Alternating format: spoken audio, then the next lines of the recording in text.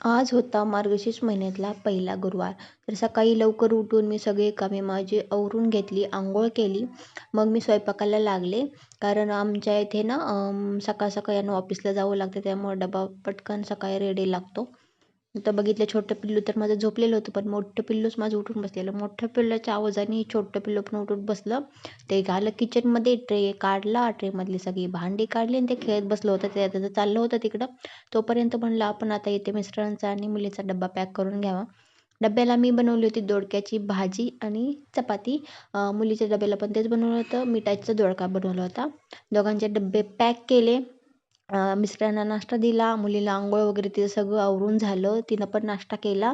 तिचं पण सगळं मी आवरलं आणि मग आता ही यांची जाण्याची तयारी चालू आहे. जाताना हे आमच्या इकडं असं रोज असंच असतं, म्हणजे याच्या पप्प्या घ्या, त्याच्या पप्प्या घ्या, हे चालू असतं. आणि हे बघा इथे ह्या दोघींचं कसं चालली मस्ती.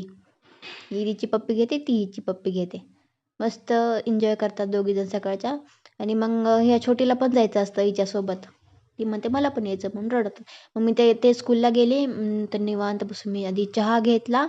नंतर बाळाला पण खाऊ घातलं, तिला अंघोळ घातली आणि मग मस्तपैकी मी पूजा वगैरे केली. अशी छान अशी पूजा मांडली मी. नंतर खिचडी केली, नैवेद्य दाखवला आणि बस